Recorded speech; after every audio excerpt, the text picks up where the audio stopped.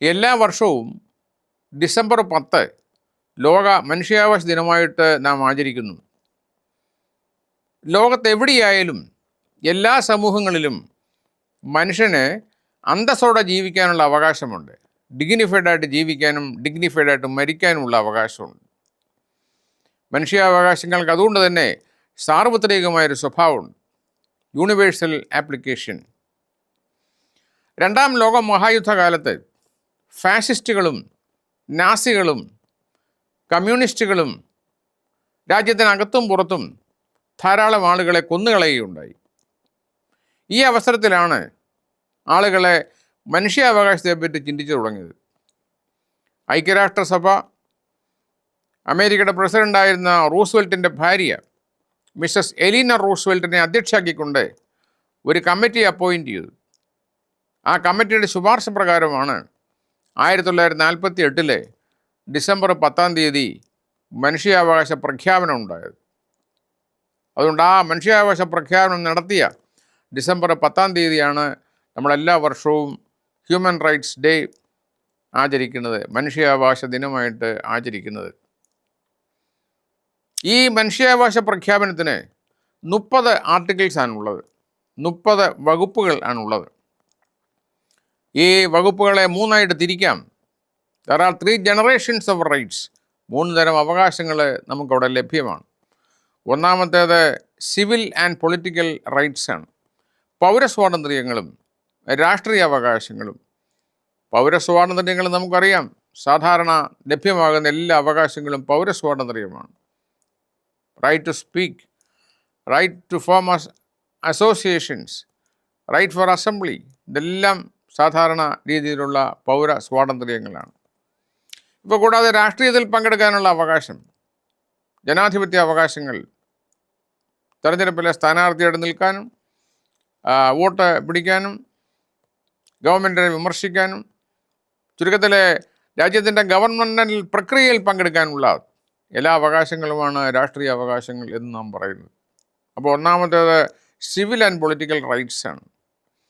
രണ്ടാം തരം അവകാശങ്ങളാണ് social and economic rights. നമുക്കറിയാം, സാമൂഹ്യ നീതി ഏറ്റവും പ്രധാനപ്പെട്ട വിഷയമാണ്. സമൂഹത്തിൽ തുല്യമായ നീതി ഉണ്ടായിരിക്കുക എന്ന് പറയുന്നത് പ്രധാനപ്പെട്ട കാര്യമാണ്.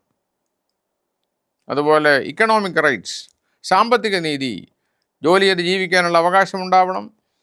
എക്സ്പ്ലോയിറ്റേഷൻ, ചൂഷണം ഇല്ലായ്മ ചെയ്യണം. രാജ്യത്തിൻ്റെ വിഭവങ്ങൾ എല്ലാവർക്കും തുല്യമായി വീതം വെക്കണം. ഇതെല്ലാം സോഷ്യൽ ആൻഡ് ഇക്കണോമിക് റൈറ്റ്സിൽ പെടും. മൂന്നാമത്തെ അവകാശങ്ങൾ ഇന്നത്തെ പുരോഗതിയുമായിട്ട് ബന്ധപ്പെട്ടതാണ്, പരിസ്ഥിതിയുമായിട്ട് ബന്ധപ്പെട്ട അവകാശങ്ങളാണ്. ചുരുക്കത്തിൽ നല്ല വായു, നല്ല ജലം, നല്ല പരിസ്ഥിതി, നല്ല മണ്ണ്, ഇതെല്ലാം ലഭ്യമാകാനുള്ള അവകാശങ്ങൾ എല്ലാവർക്കും ഉണ്ട്. നമ്മുടെ വികസനവുമായിട്ട് ബന്ധപ്പെട്ട അവകാശങ്ങളാണ് ഇവയെല്ലാം. അപ്പോൾ സിവിൽ റൈറ്റ്സ് ഉണ്ട്, പൊളിറ്റിക്കൽ റൈറ്റ്സ് ഉണ്ട്, സോഷ്യൽ റൈറ്റ്സ് ഉണ്ട്, ഇക്കണോമിക് റൈറ്റ്സ് ഉണ്ട്. Then those rights which are related to development and environment, പാരിസ്ഥിതികമായ അവകാശങ്ങളെന്ന് പറയാം. ഇങ്ങനെയെല്ലാം സമഗ്രമായ രീതിയിൽ മനുഷ്യാവകാശങ്ങൾ ലോകത്തുള്ള എല്ലാ ജനങ്ങൾക്കും ലഭ്യമാണ്. എന്താണ് അവകാശങ്ങൾ? എന്തിനാണ് അവകാശങ്ങൾ? അവകാശങ്ങൾ എന്ന് പറയുന്നത് നമ്മുടെ വ്യക്തിത്വം വളർത്തിയെടുക്കാനുള്ള സാഹചര്യങ്ങളെയാണ് നമ്മൾ അവകാശങ്ങൾ എന്ന് പറയുന്നത്. നമ്മൾ ഇംഗ്ലീഷിൽ പറയും, rights are those conditions of social life without which you cannot be at your best. Rights are those conditions of social life without which you cannot be at your best. ഈ സാഹചര്യങ്ങളില്ലാതെ നമുക്ക് നമ്മുടെ ഏറ്റവും ബെസ്റ്റായി തീരാനായിട്ട് സാധിക്കില്ല. നമ്മൾ ഈ ലോകത്ത് ജീവിക്കുമ്പോഴേ നമ്മുടെ ഏറ്റവും ബെസ്റ്റായി തീരണം. നമ്മുടെ കഴിവുകളെ വികസിപ്പിച്ചുകൊണ്ട്, ജോലിയെടുത്തുകൊണ്ട്, പണിയെടുത്തുകൊണ്ട് സന്തോഷമായി ജീവിക്കാനുള്ള സാഹചര്യങ്ങളെയാണ് നമ്മൾ അവകാശങ്ങൾ എന്ന് പറയുന്നത്. മാനവചരിത്രം നമ്മൾ പറയും, the March of history is in search of freedom. The March of history is in search of freedom. നമ്മളൊരു ടണലിൽ കൂടെയുള്ള യാത്രയാണ്. ഈ യാത്രയുടെ അവസാനം നമ്മൾ വെളിച്ചം കണ്ടെത്തും, സ്വാതന്ത്ര്യം കണ്ടെത്തും, സത്യം കണ്ടെത്തും. അതാണ് ചരിത്രം എന്ന് പറയുന്നത്. ലോകചരിത്രം പരിശോധിക്കുമ്പോഴേ നമുക്ക് പ്രധാനപ്പെട്ട 2 സംഭവങ്ങളെ മറക്കാൻ കഴിയില്ല. ഒന്ന് 1776 അമേരിക്കൻ സ്വാതന്ത്ര്യ സമരമാണ്. സ്വാതന്ത്ര്യ സമരം കഴിഞ്ഞപ്പോഴേ അമേരിക്കയിലെ ജനങ്ങളെ അവിടെ സ്വാതന്ത്ര്യ പ്രഖ്യാപനം ഇറക്കിയുണ്ടായി. അവിടെ പറയുന്നു, we hold these truth to be self evident that all men are created equal by God the almighty and God has given all persons certain inalienable rights. ദൈവം തമ്പുരാൻ എല്ലാവരെയും സമന്മാരെ സൃഷ്ടിച്ചിരിക്കുന്നുവെന്നും എല്ലാവർക്കും ചില അടിസ്ഥാനപരമായ അവകാശങ്ങൾ കൊടുത്തിട്ടുണ്ടെന്നും ഈ കാര്യങ്ങളൊക്കെ എല്ലാം സെൽഫ് എവിഡൻ്റാണ്, സ്വയം വെളിപ്പെടുന്നവയാണ്, സത്യമാണെന്ന് പറയുന്നു. അങ്ങനെ ഈ അവകാശങ്ങളിൽപ്പെട്ടവയാണ് right to life, right to liberty and right to pursuit of happiness. ജീവിക്കാനുള്ള അവകാശം, സ്വാതന്ത്ര്യത്തിനുള്ള അവകാശം, ജീവിതം സന്തോഷമായി ജീവിക്കാനുള്ള അവകാശം. Right to life, right to liberty and right for pursuing happiness in this world. ഇതാണ് അവകാശങ്ങൾ എന്ന് പറയുന്നത്. അപ്പോൾ മനുഷ്യ അവകാശങ്ങൾ എല്ലാവർക്കും ലഭ്യമാണ്, എല്ലാ ജനതകൾക്കും ലഭ്യമാണ്, എല്ലാ സമൂഹങ്ങളിലും ലഭ്യമാവണം. അതിനുവേണ്ട നടപടികൾ നാം സ്വീകരിക്കേണ്ടിയിരിക്കുന്നു. എന്നാൽ നമുക്ക് ഇന്ന് ധാരാളം പുരോഗതിയുണ്ട്, വിദ്യാഭ്യാസപരമായ പുരോഗതിയുണ്ട്, ശാസ്ത്ര സാങ്കേതിക പുരോഗതിയുണ്ട്, സാമ്പത്തിക പുരോഗതിയുണ്ട്, കൂടുതൽ അറിവുണ്ടായിട്ടുണ്ട്. എങ്കിൽ പോലും മനുഷ്യാവകാശങ്ങൾക്ക് പുതിയ ഭീഷണികൾ വന്നുകൊണ്ടേയിരിക്കുന്നു എന്നുള്ളതാണ് യാഥാർത്ഥ്യം.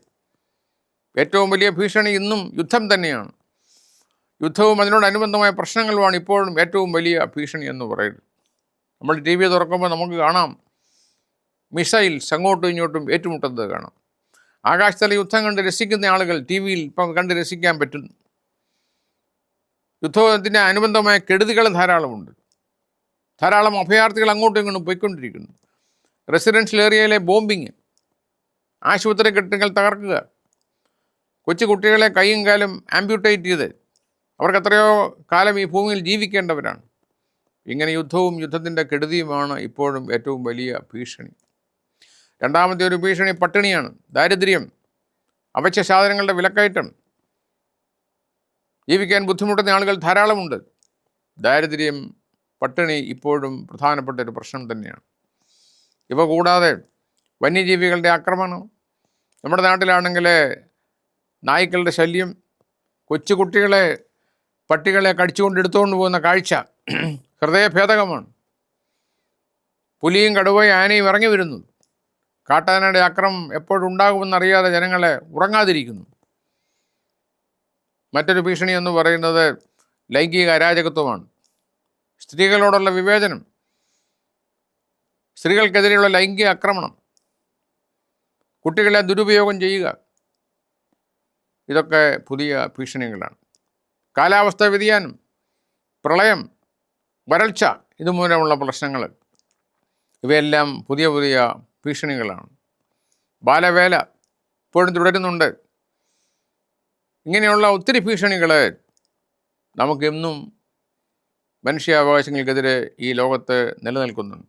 അപ്പം നമ്മൾ ഇതുപോലുള്ള ഭീഷണികൾ ഉന്മൂലനം ചെയ്തുവെങ്കിൽ മാത്രമേ മനുഷ്യാവകാശങ്ങൾ എല്ലാവർക്കും ആസ്വദിക്കാനായിട്ട് സാധിക്കുകയുള്ളൂ.